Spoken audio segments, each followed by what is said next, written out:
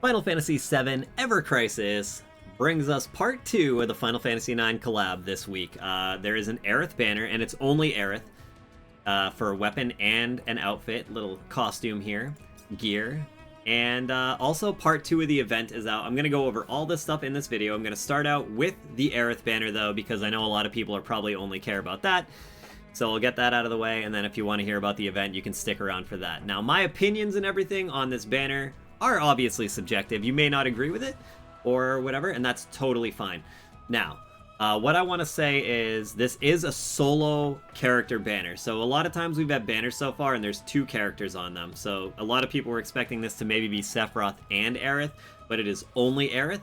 Sephiroth is most likely going to be next week on the Volume 3 version of this event. And yeah, but this is just Aerith. There are pros and cons, and I'll try to get into all of it. First things first, let's look at the actual gear itself. Let's look at the weapon first. The weapon is magic attack increase for a single ally. Now, this will give her a magic attack buff that she can cast on anyone in the party, and it's very strong. Like, that's a very powerful buff. Additionally, it will give them a regen and a small heal. So it's cool if you're running Aerith as your main healer and you also want to have her, you know, as like a sub doing something else useful to support the party. This is a solid option for sure. For me personally though, my Aerith is overworked. She's got Sun Umbrella, so she's debuffing. She's got Fairy Tail, she's healing. I have a couple of elemental weapons on her, so she might be like casting spells.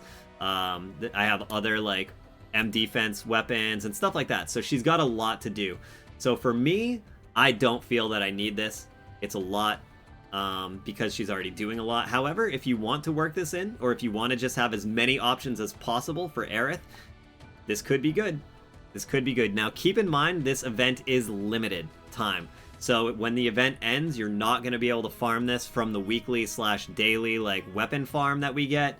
It's not going to be in random tickets, and you're not going to be able to put this weapon on your wish list. So the only way to build this when the event is gone is going to be through just the like generic weapon parts, and that's it. And those are kind of few and far between. We don't get those a ton. So keep that in mind, that if you want to get this and build it like over time, it's going to take a very long time. Now that being said, the outfit, the gear, the costume, whatever you want to call this, I think this is absolute best in slot for, this is my opinion, I think this is best in slot for healer Aerith. Now there are other options that are slightly not as good for healer. Now it's got HP 10 and boost heal 10. So we have a heal costume, and that is the voucher costume that from that free voucher we got at the beginning of the game. That has heal 8 on it, and then it has magic defense. So that is similar in the sense that it's got heal on it and a defensive stat.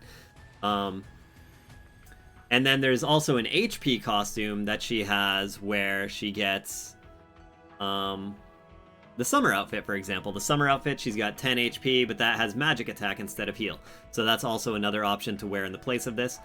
I personally never got her white dress, so I don't know the exact stats on that. I know one of the things is wind potency. I don't know what the top stat is, so I don't know if that's an option. But I think this is best in slot for heal. However, I don't think it's necessarily as much of an upgrade if you have those other things to absolutely need this. Now, if you want your best in slot Aerith, you know, just because you use her as a main healer, absolutely good costume for that. Now, just keep in mind, it's a limited banner.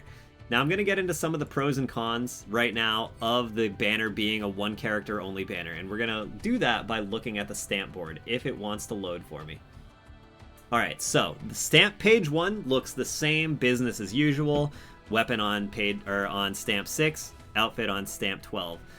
The only one of the downsides to this is there's only one banner costume. So normally when you're going for like a costume, you might be working on 2 weapons that are on the banner at the same time, and that's cool.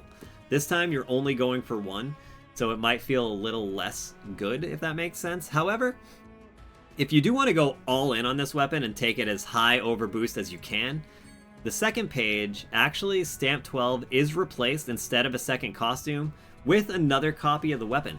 So that will just help you in getting to like OB6 or OB10 or whatever you're going towards. And then there's another copy on page 3. So there's 3 guaranteed weapons in here, which we've never had that before. and plus whatever you can pull off banner randomly. And yeah, so that's a pro, that there's more guaranteed of the weapon you're looking for.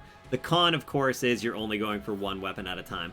Another thing that I'm going to point out about this is that's back here, the details and odds. I want to show you guys that actually your wishlist items on this banner, they're 1%. Normally, a wishlist item is 0.8%. So you actually have a slightly higher chance to get wishlist items on this banner than usual. So if you're trying to build a lot of your other stuff like Black Whiskers, boom. Now that being said, is that tiny little percentage increase gonna make much of a difference? It honestly might not be noticeable. It's very small. And then finally, the last thing about the banner weapon and all that, let's look at is the wallpaper. I think this wallpaper looks great. Honestly, it's a really nice wallpaper. You know, I'll take it. I mean, I'm not going to pull for it. I personally, okay, here's my end-all take on that banner. I am going to skip at least until we see what the Sephiroth stuff is next week. And I still might skip even if we find that out. And, you know, because like I said, my Aerith is overworked. I have her doing all kinds of stuff. I don't know if I could even work that magic attack buff in. I do love the outfit. I think the stats on it are best in slot for healer Aerith. But yeah, I'm going to still skip. Unless we come upon a dramatic increase of crystals, then maybe I'll throw a few at it, but even then, I don't think I'm going to. Anyways, let's get into part 2 of the event now. So this is the event. We have a Glen weapon in here. Now, the Glen weapon has P attack decrease. Keep in mind, though, that this P attack on it is low. It doesn't do mid or high, even at OB10. So it's kind of similar to the Materia. Brave. The only difference is it does max potency to mid if you wanted to like recast or whatever, so it's a little better there. But either way, it's a free weapon. I will never argue with the free weapons. I love getting these things to OB10 for free. It's amazing. Also, this has attack and limit break potency on it, so that's a solid, you know, solid R abilities. And just overall stats, it's got high P attack on it, and it's a good, you know, to use as a sub-weapon or whatever. Additionally, we have Tifa memories and Glen memories. There's also tickets in here. I already bought the tickets, so they'll be paid for already. Let's check those out at the bottom. I got the silver tickets and the brown tickets. But other than that, it's pretty similar to the stores we learn and know over the past few months. Weapon parts for Glen, memories for Glen and Tifa. Here's the big difference, though. Part 1 of the event did not have micro cube models or modules or whatever. Or Genome Megapods. So these are new to this page of the event, and I think that's amazing. I will not argue with these. I'm always running out of these. I'll farm like 100 or 200 of these, and then the next thing I know, 2 days later, they'll be gone. So I will not argue with this. Super nice. And yeah, so that's an addition to the store. Now there is an epilogue in here, so there is a cutscene with the characters in costume and everything. That's part of this event. I know a lot of people were looking for more of that, so there is more of that here.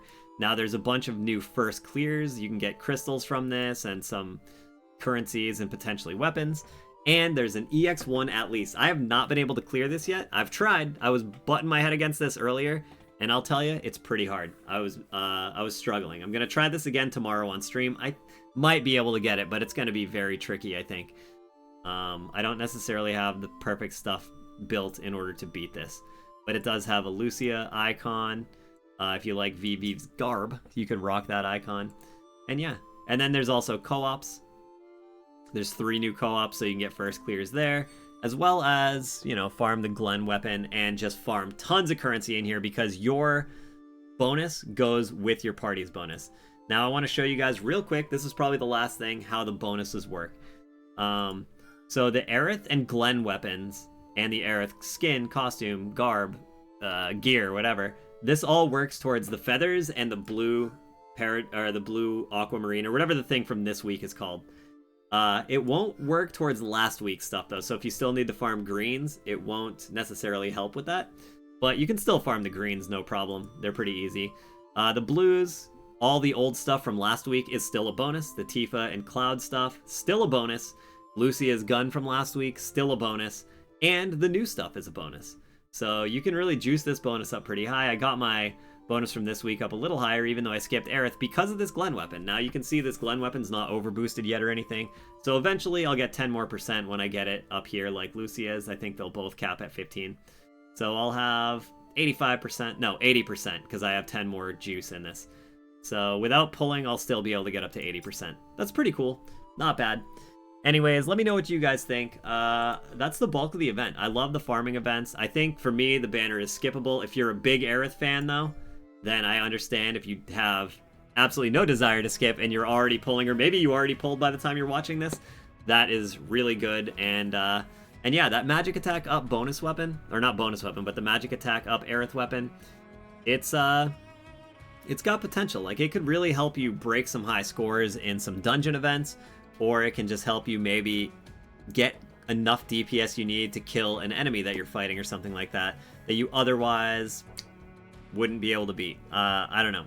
It's tough to say, but my Aerith is just very overworked, so I don't feel like I would really be able to work that weapon in much. It maybe would come up once in a while, but yeah. The R abilities on it are good, but I don't think they're also must-have. I think there's a lot of options for R abilities in that sense. And that's about it, I want to say. Like, yeah. So if you guys are pulling, I wish you the best of luck. If I pull, it won't be until after we find out what the Sephiroth banner is, and also I'm going to need more crystals than this, right? So there will probably be no pulling on my part. I'm really thinking of saving until we either get another character, because you never know, we could get another character someday. I mean, obviously we're going to get more characters, but if that's like months and months away, I don't know when other character release schedule is like, but then maybe I'll just wait until we have another banner that's not limited, because I feel a lot more comfortable as a light spender, or especially if I was free to play, I would feel a lot more comfortable honestly just waiting and pulling on banners that are not limited, because then you don't have to worry about like maxing the unit before the banner goes away, because you can just wishlist it after that, and then anytime you pull, you potentially can get that item. Or you can even just get lucky out of like the normal brown tickets when they go in the normal pool, and you can pull the stuff then too. So the limited stuff, for me, I'm not comfortable necessarily pulling on it. Even though I did go for the Tifa weapon, but that was really mainly because I wanted the Tifa costume, because I have no Tifa costumes. So if you're going for just the Aerith costume, I can see that for sure. Believe me, I've been tempted. That costume does look like best in slot for healer. Again, not best in slot enough for me. I think it's not as big of a buff to edge out my other costumes that I do already have for her. But yeah, it definitely looks nice. That costume is amazing. Stat-wise, it's great. So I can see if you wanted to just go to the costume and stop and, you know, walk away with whatever weapons you get on the way there, that's fine too. But anyways, I'm going to stop blabbing. You guys are probably tired of hearing me. You probably think I'm lame. Who's this lame-o talking to me about this game? He's wrong. Anyways, have an amazing day, fantastic night. Good luck if you're pulling or drawing. And yeah, let me know what you think about this event and also your draws. I'm curious to see what other kind of events this game will come out with in the future. And maybe maybe I'll just hoard the generic weapon parts until then, and we get like a Final Fantasy VIII event or a Final Fantasy 16 event or something 6 months down the line. I pull a weapon, but I already have enough weapon parts to like get the weapon to OB5 or something. Who knows? I don't know. Anyways, I'll see you guys later. Have a good one. Goodbye, farewell, sayonara. See ya. Bye. Blah, blah, blah.